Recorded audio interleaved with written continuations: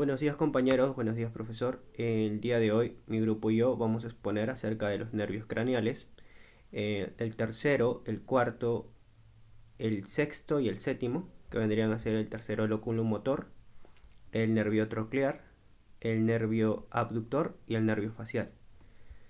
Bueno, como todos sabemos, existen 12 pares de nervios craneales y la mayoría de estos se va a iniciar en el tronco encefálico y los dos primeros van a ser en el encéfalo. Así que nosotros nos vamos a enfocar a partir del tercer nervio craneal y por lo tanto esto indica que los que van a estar originados aquí van a ser en el tronco encefálico, ¿no? El primer nervio que nos tocó presentar es el nervio oculomotor.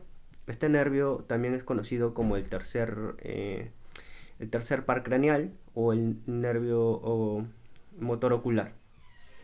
Eh, Este nervio cumple funciones netamente o únicamente de motoras, es decir, va a mover algunos músculos de nuestros ojos y va a compartir algunas tareas con el nervio troclear y también con lo que es el nervio, no, con el motor ocular externo. Bueno, como hablábamos al comienzo, la mayoría de bueno, a partir del tercer nervio craneal, que es en este caso el oculomotor, está originado en el tronco encefálico y específicamente su origen viene va a emerger del mesencéfalo y su ubicación va a estar en el tronco encefálico, en la primera parte. Luego tenemos lo que es la inervación y el recorrido. Bueno, aquí podemos ver en la imagen, esta parte de aquí vendría a ser lo que es el mesencéfalo y el recorrido que va a seguir va a ser en el ramo superior y en el ramo inferior. En el ramo superior va a inervar al músculo recto superior y el elevador del párpado superior. Y en el ramo inferior este va a inervar el músculo recto medial y el recto inferior oblicuo inferior.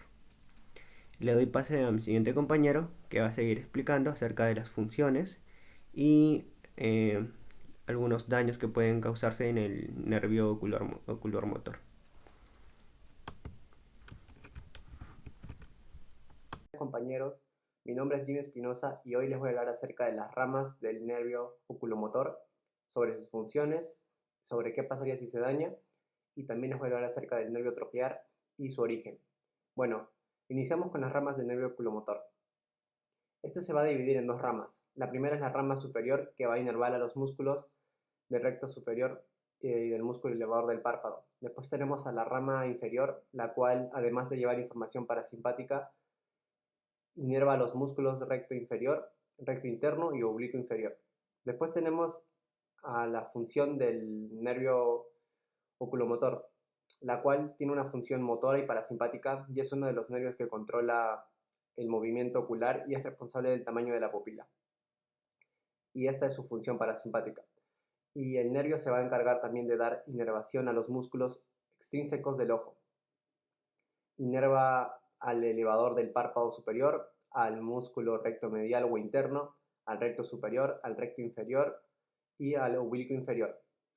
Bueno, ¿qué llegaría a pasar si se daña? Los trastornos del tercer par pueden afectar a la motilidad ocular o la función pupilar.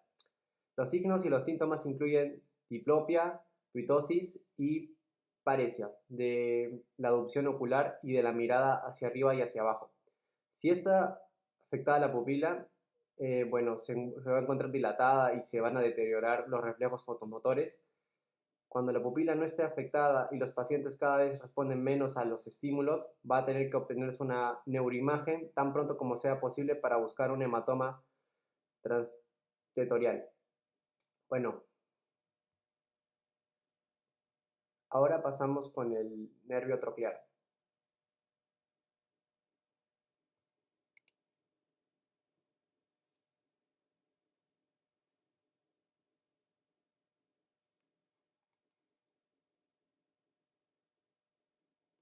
Bueno, el nervio troclear, también llamado cuarto par craneal o nervio patético, Es un elemento nervioso que tiene como única función inervar a un solo músculo del ojo y este nervio se encuentra clasificado dentro de los pares craneales como un nervio motor, el cual comparte su trabajo con los nervios motor ocular común y el externo. Bueno, su origen. El origen aparentemente del cuarto nervio craneal no se observa a la vista basal del encéfalo, pues se origina en la cara posterior del mesencéfalo. Como después rodea la cara lateral del mesencéfalo, se le puede apreciar situada lateral del pedúnculo cerebral del lado correspondiente. Este es el nervio más delgado de los nervios craneales y sale de la cavidad craneal hacia la órbita por la fisura orbitaria superior. En cuanto al recorrido del nervio troclear, también conocido como cuarto par craneal, es el único par craneal en salir del mesencéfalo por su cara posterior. Mientras el haz nervio se emerge del mesencéfalo, ingresa a la porción infratentorial de la sistema cuadrigémina, donde se localiza la porción sistema del nervio. El nervio entonces continúa lateralmente mientras protruye de la base del colículo inferior y se envuelve alrededor del pie peduncular. Luego transcurre anterior y superiormente donde perfora la dura madre en su unión con el borde libre del tentorio. A lo largo del recorrido en la sistema cuadrigémina, al cuarto par craneal, pasa entre las arterias cerebral posterior y cerebelosa superior antes de ingresar al seno cavernoso junto con el nervio oculomotor, que vendría a ser el tercer par craneal. El nervio troclear perfora la pared lateral del seno cavernoso mientras viaja anterior hacia la órbita. En este punto se localiza inferior al nervio oculomotor y superior al ramo oftálmico del nervio trigémino. En su lado medial se encuentra la porción cavernosa de la arteria carótida interna, el nervio abducens y la hipófisis. El nervio troclear sale del seno cavernoso a través de la fisura orbitaria superior. Mientras se acerca a este túnel óseo, se desplaza superiormente hasta encontrarse superior al nervio oculomotor. Y a medida que el nervio troclear ingresa a la órbita, se encuentra fuera del anillo tendinoso común. Este continúa su recorrido antesuponiéndose hacia el músculo oblicuo superior. Mientras recorre esta vía, el nervio se relaciona superiormente con el ramo oftálmico del nervio trigémino y medialmente con la vena oftálmica superior. Luego el nervio viaja superiormente mientras pasa por encima del músculo elevador del párpado y el músculo recto superior para alcanzar el borde lateral del músculo oblicuo superior a lo largo de su recorrido. En cuanto a su inervación y su función, el nervio troquear es un nervio puramente motor.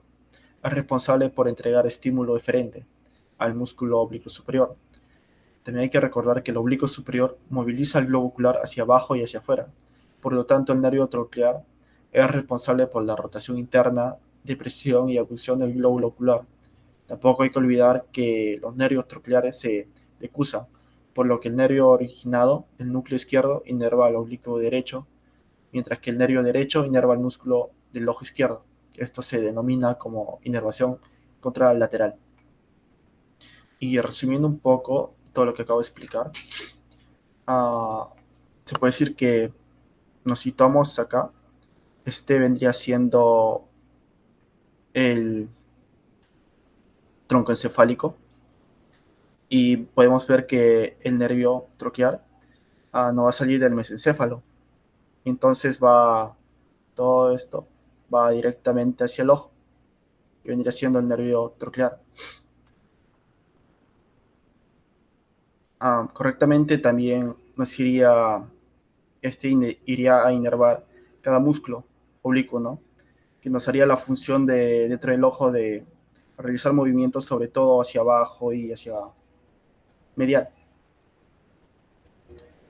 Y a continuación voy a hablar de lo que pasaría si se daña. Esto nos podía originar dos males, que vendría siendo la parálisis del nervio. Esto puede presentarse mediante varias formas. Uno sería la elevación del ojo afectado, es la más frecuente. Esta elevación suele aumentar en aducción menos frecuentemente. También se produce una desviación hacia adentro y extorsión del ojo afectado. También vemos lo que es la diplopia. La diplopia, como se puede ver en la imagen, es ocasionada por la parálisis del nervio troclear. suele ser solo vertical, aunque puede tener componentes horizontales y torsiones variables. Así también los casos de tortícolis secundarios a esta parálisis tienen de manera constante la inclinación de cabeza hacia el hombro contrario a la lesión y ocasionalmente presenta giro y elevación del mentón. También, si la parálisis se produce en el ojo fijador, se produce una depresión en la abducción del ojo no paralítico. Ahora hablaremos del nervio abductor. El nervio, también llamado nucens o motor ocular externo sexto paracraneal, es un nervio motor compuesto por fibras eferentes somáticas generales, o también llamado ESG, junto con los nervios oculomotor, que sería el tercer paracraneal, y el troclear, el cuarto paracraneal. Conforma un grupo de nervios que inervan los músculos extraoculares del glóbulo ocular. El abducen se origina del núcleo o abducen en el puente, que corresponde al origen real del nervio. Sale del tronco encefálico de la parte caudal de la porción ventral del puente, cerca de a su unión con el bulbo raquídeo. Este lugar, llamado surco bulbopontino, representa el origen aparente del nervio nucens. El nervio nucens sale del cráneo a través de la fisura orbital superior y emerge hacia la órbita. Aquí inerva un músculo extraocular, el músculo recto-lateral. Ahora, corresponde al origen. Este se origina de su propio núcleo motor llamado el núcleo nucens. Este se ubica en el aspecto dorsal del puente, profundo del clavicular facial en el cuarto ventrículo, o sea, llamado fosa moidal. El núcleo de la nucens está constituido por neuronas motor primarias que se encuentran parcialmente circunscritas por la rodilla del nervio facial, que se entiende como el séptimo paracraneal. Además, las fibras de las formaciones reticulares pontinas fermentarias, o abreviado el FRPP, y el fascículo longitudinal también rodea el núcleo del sexto paracraneal. Y también puedo decir que el núcleo también contiene las interneuronas que facilitan la comunicación entre el núcleo nucens y el nervio oculomotor contralateral, que es el tercer paracraneal, por medio del fascículo longitudinal lineal, como el núcleo ocular, como el cuarto paracraneal, en otras palabras. El núcleo de nucens recibe inervación corticobulbar bilateral para regular su actividad. También es regulado por el tracto temporomandibular, que se origina el colículo superior para coordinar la información y con el movimiento ocular. Aquí a continuación podemos ver la imagen de donde se ve su núcleo. Ahora hablamos de la ubicación. Según la anatomía de los pares craneales, el nervio motor ocular externo tiene su origen y núcleo en una región de la protuberancia, en el cual se origina parte de la inferior del cuarto ventrículo cerebral. Después se dirige hacia afuera de la masa cerebral para introducir el seno cavernoso y llegar a su lugar destino en la órbita de cada ojo. Y una pregunta puede ser, ¿dónde se encuentra el nervio nucens? Aquí, bueno, después de que las fibras salen de su núcleo en la protuberancia del tronco encefálico, lo podemos encontrar atravesando el seno cavernoso, como ya mencioné, cerca de los huesos esferoides, para después inervar el músculo recto donde se inserta junto a los otros tejidos musculares de donde sí que pertenece a la región del árbol. Aquí por ejemplo tenemos una imagen de evolución. Bueno, y ahora sí. Ahora el recorrido. El nervio aductor, que también, como ya mencionamos, es sexto paracraneal, sale del tronco encefálico por el surco bulbotonino y entra al sistema bulbotonino, donde comparte espacio con la arteria basilar y los vasos cerebelosos. Continúa anterior por una corta distancia hasta encontrar los clivus del hueso occipital. Desde aquí asciende a lo largo del contorno del clivus, cerca de la vértice de la porción de pectrosa del hueso temporal. Las fibras nerviosas perforan la dura madre para acceder al canal de Ruelo, es decir, debajo del ligamento patroclinoideo de Gruber. Aquí está acompañado del semo postroso inferior y que se relaciona con el vértice de la porción petrosa. También se puede decir del temporal, la punta del peñasco, y su largo trayecto por la base del cráneo antes de atravesar la dura madre, que explica que por qué se afecta con frecuencia de las infecciones meningiales de la base y en los oídos internos. Ahora por último, la inervación. El nervio aductor es responsable por la inervación motora de los músculos recto-lateral.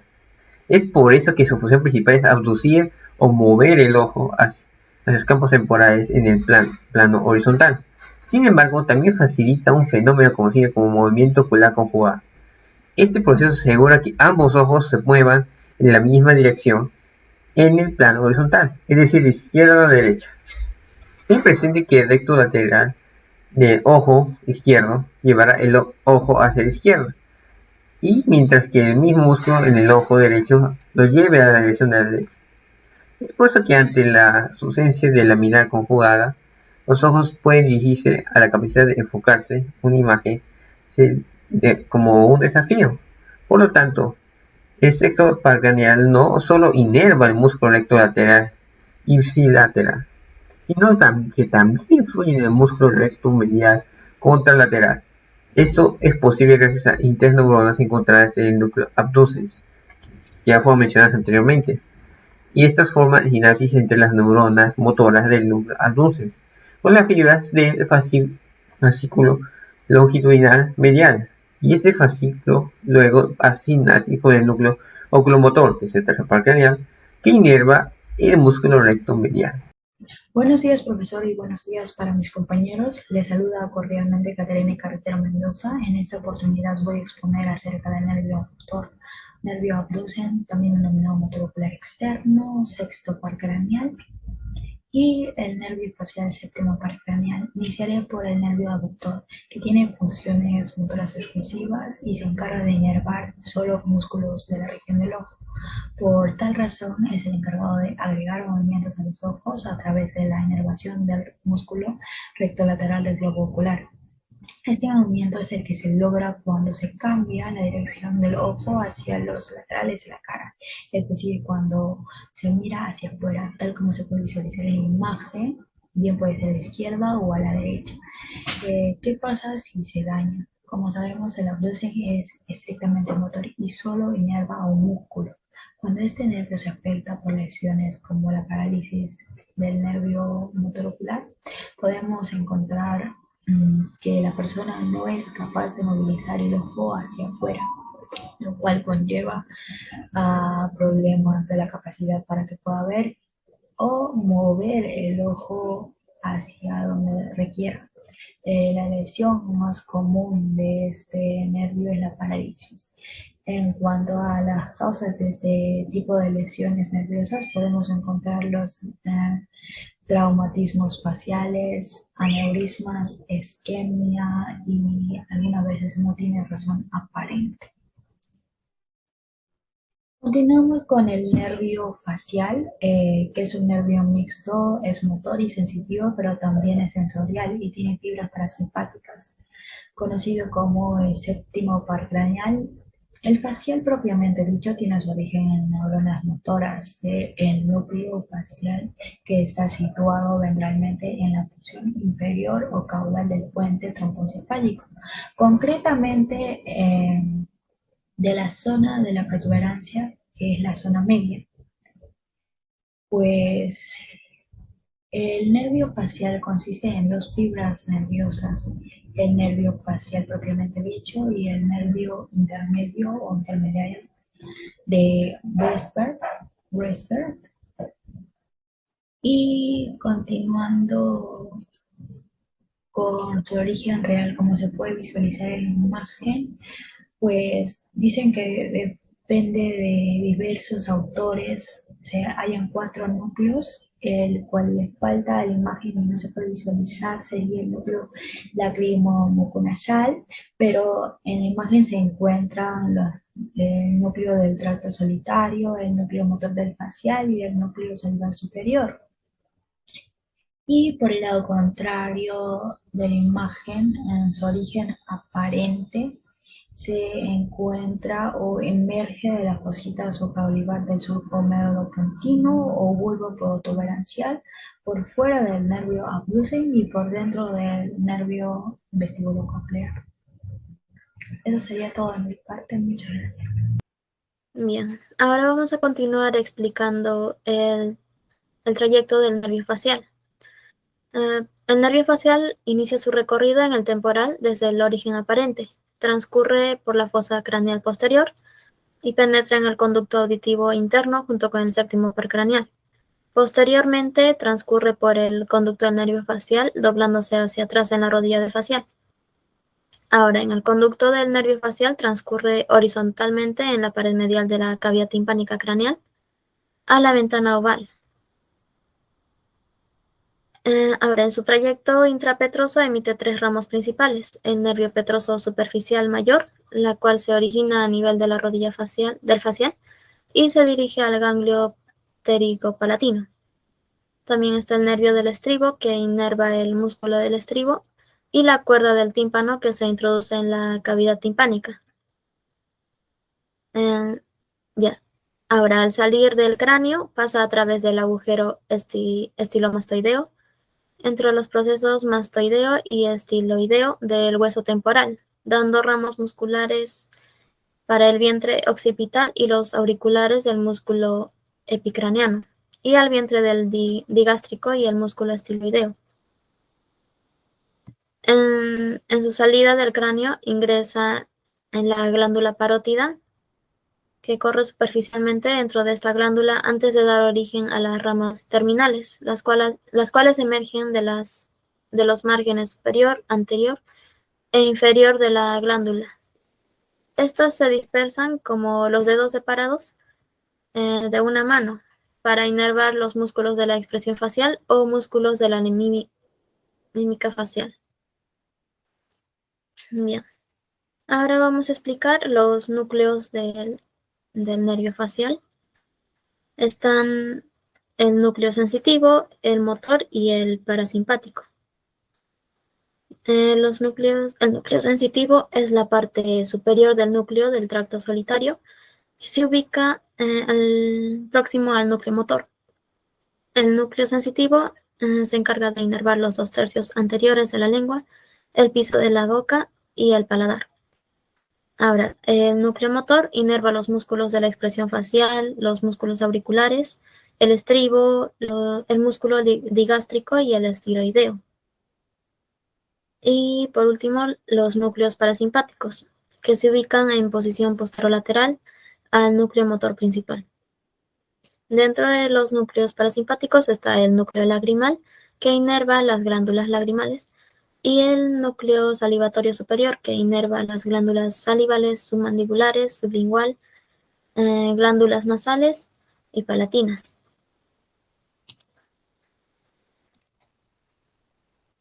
Bien. Ahora las funciones del nervio facial.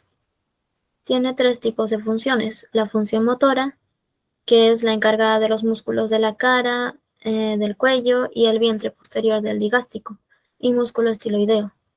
Y también inerva los músculos de los huesillos del oído, exceptuando el músculo del martillo. También en su función sensorial recoge el sentido del gusto de los 2/3 anteriores de la lengua, y también recoge la sensibilidad de la piel, del dorso de la oreja y para el conducto auditivo externo. En su función visceral se encarga de las fibras secretoras y vasodilatadoras, glándulas lagrimales, sudoríparas de la cara y las salivales. También la arteria auditiva y sus ramas y los vasos de las mucosas del paladar nasofaringe y fosas nasales.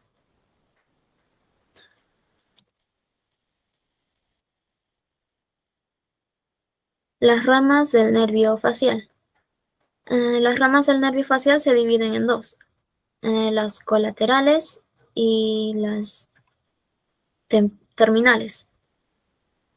Dentro de las colaterales tenemos a las intrapetrosas, que dentro de esta también se encuentra el petroso superficial mayor, que es conocida también como raíz parasimpática del ganglio pterigopalatino, y se origina a nivel de la rodilla del facial. Contiene fibras motoras secretoras que conducen impulsos parasimpáticos para la glándula lagrimal. También está el nervio del músculo del estribo, que inerva el músculo del estribo, y si deja de funcionar, se produce hiperacusia. También está la cuerda del tímpano, que se introduce en la cavidad timpánica a través de un conducto óseo propio. Y el anastomótico del neumogástrico, que sale por el ostium introitus para terminar en este nervio anastomótica del glosofaringeo o asa del Haller. En los extrapetrosos se encuentra el anastomótico del glosofaringeo que rodea a la yugular interna y penetra en el glosofaringeo. También está el ramo sensitivo del conducto auditivo externo que lleva por la parte anterior de la mastoides o inerva la porción cartilaginosa de este conducto, así como la piel del trago, del antitrago, del lóbulo del hélix, formando la zona de Ramsay-Hunt. También está el auricular posterior, que se divide en dos ramitos, para los músculos auricular posterior superior y horizontal dirigido hacia atrás, que luego de inervar el músculo occipital termina uniéndose con el nervio occipital del Arnold. También está el nervio del digástrico y del estiloideo.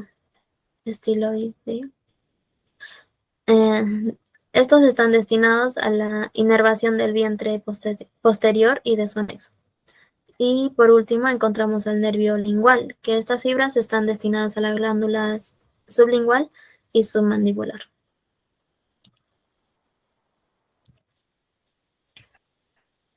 Bien. Ahora vamos a explicar las ramas terminales que el nervio facial emite ramos terminales, las cuales se distribuyen en los músculos de la mímica facial.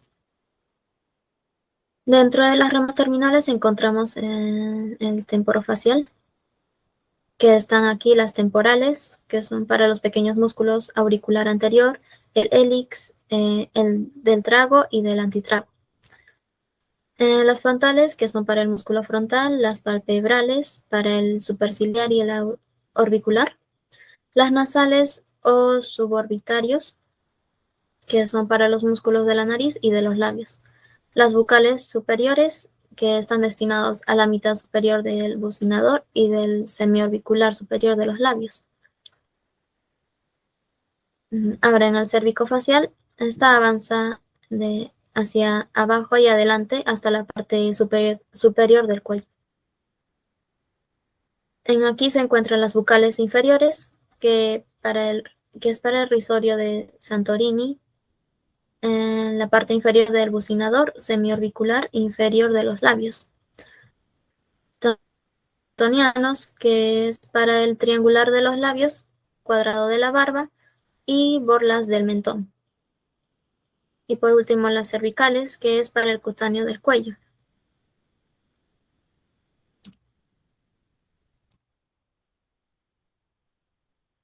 Ahora, ¿qué pasa si se daña el nervio facial?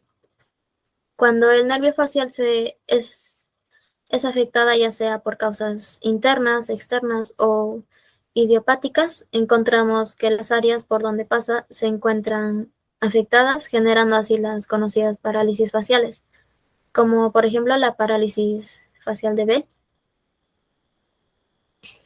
Ahora bien, las parálisis faciales son lesiones frecuentes que afectan directamente la función de la rama que se altera.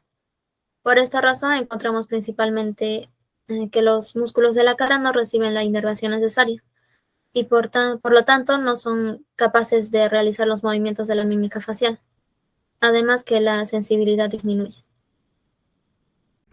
Para concluir, podemos decir que los pares craneales proporcionan información motora y sensitiva a las estructuras de la cabeza y el cuello, controlando las actividades de esta región.